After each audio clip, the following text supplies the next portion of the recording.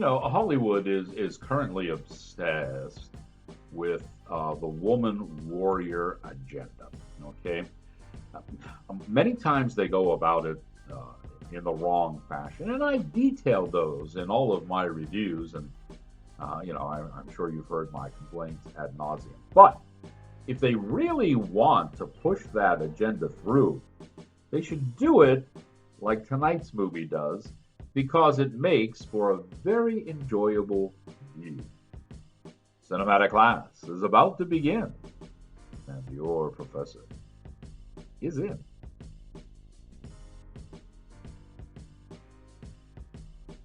Greetings, salutations, and other sundry affair. I am your cinematic professor and purveyor, Truth in Movies. Tonight's lesson plan is a rather interesting tale called Devil to Pay. Now, you might think right away, oh, this is some kind of horror film and has to do, no, has nothing to do with that at all. In fact, this is a very interesting tale about a subculture. And the writers and directors of this movie were Ruckus Skye and Lane Skye. And Ruckus Skye also did the editing in this as well. So the two brothers were kind of fused together and working on this, and they've done a pretty good job. It all involves the hill people in the Appalachians.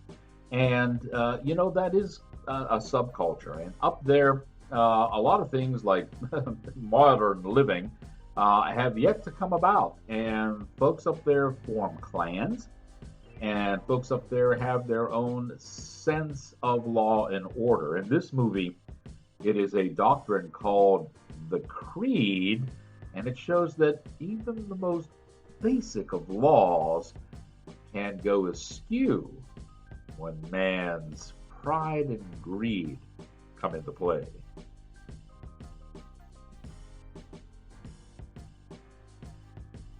So let me tell you that there's a very interesting cast in this movie, and they all do a fine job in acting. Starring in this movie is Danielle Deadwyler, Adam Boyer, Jason Warner Smith, one of the dreaded three named people, Brad Carter, Charles Black, and Catherine Dyer.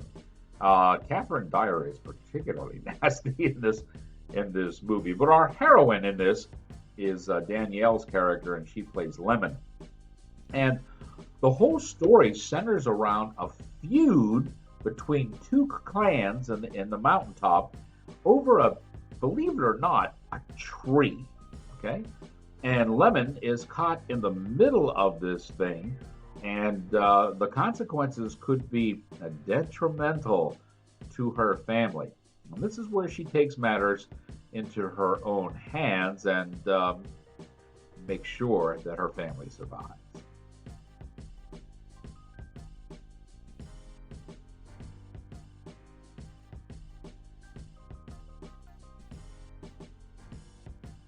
So, ladies and gentlemen, I have to tell you that the Skye brothers have put together, I think, a pretty interesting character here, set of characters. This story is certainly off the beaten path. It reveals and tells you about a subculture and how that society functions within the little subculture. And it has enough of a storyline to kind of get the juices flowing when things start happening, and Lemon needs to defend her family. She does it in a rather unique way. There's this thing called the ether that they send people to. I think you'll find that a little bit amusing. So that's kind of interesting.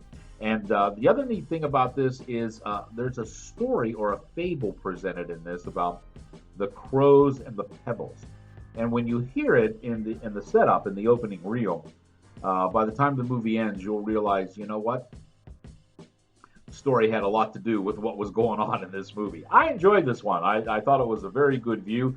I think you'll like it too. It's off the beaten path, so if you're looking for something that is different from the normal type of stories that we're getting, and for those ladies who watch my reviews, this is a good, strong woman type movie.